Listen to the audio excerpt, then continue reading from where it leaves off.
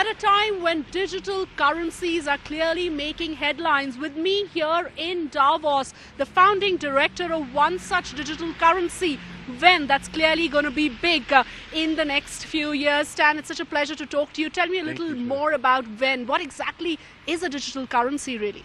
Well, digital currencies are effectively digital assets that exist on the internet, and they're used for exchange, just the way regular money is used for exchange. The difference is that they have characteristics that are not like normal money. They're not issued by governments. They tend to be more liquid, so they can move across borders instantly, generally at zero cost, and they can have different value sets. So the VEN, our currency, is used inside a social network called Hub Culture. Okay. And we use it for real-world activities all around the world. And it's also backed by assets. So the VEN is priced from a mix of other currencies like the dollar, the euro, the pound, the renminbi, and the yen, as well as commodities like gold and silver and oil. But how do I get VEN? For instance, what do I need to start trading in VEN? How do I get it, and what can I really buy from a currency like the VEN? Well, certainly anything here at the Hub is priced in VEN, including this Renault Zoe car here, which is an electric car, one of our partners here in Davos. Are you saying that this car, the Renault Zoe, is a car that I can buy using digital currency? Yes, is that correct? It is. Yes. Okay, and how much would it cost, say, in VEN? Well, a VEN is worth about 10 cents, so it's be about, I think, around 300,000 VEN. Wow, is what you would. So if I accumulate $30,000. Yeah, so if I accumulate 300,000 VEN, I would be able to buy this Renault Zoe. So you really have partnered with certain companies around the world to ensure that VEN is now started to trade like any other currency. Right, so there are legal and regulatory limitations to how currency can trade. So you have to buy this car through Hub Culture, right. But we have a partnership with Renault and Nissan for these automobiles. And then we have lots of things that you can buy, financial related products and consumer services through our platform. But the big change now is that currencies like VEN are moving into the financial markets. Right. So this is really a very big change where banks and corporations can hold VEN just like they would any other commodity or asset.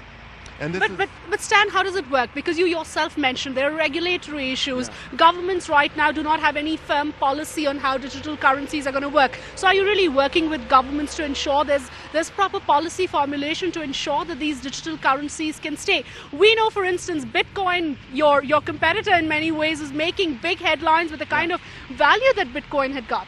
Yeah, well, these currencies are here to stay, and regulators around the world are figuring out how best to deal with them, but they're very different. Like, for instance, with VEN, you don't have a lot of the issues that exist with Bitcoin because it's linked to fiat, there's a central reserve, and there's no anonymity. The transactions are tracked. So it's actually very compatible with regulatory policy around the world.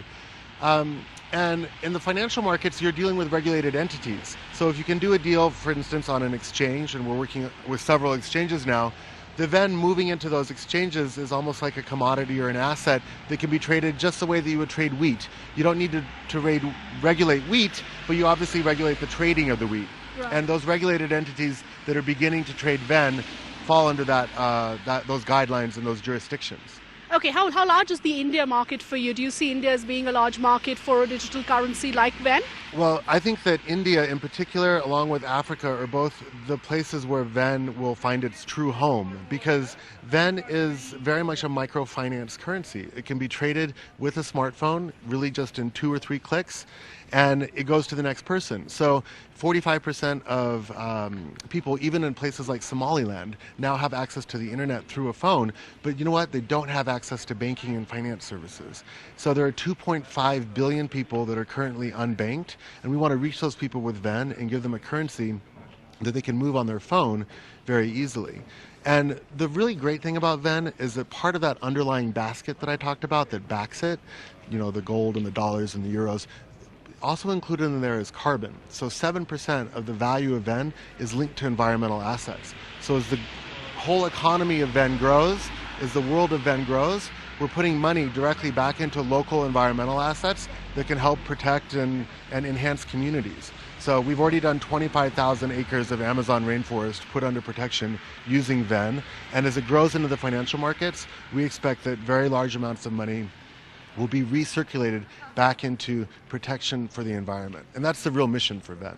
All right, clearly interesting times ahead in a digital world. We're going to see currencies like Bitcoin and Ven perhaps become bigger than even regular currencies. And Stan tells me that Ven particularly will start trading in the forex market starting Thursday. So it is clearly a currency to watch out for. Back to you in the studio.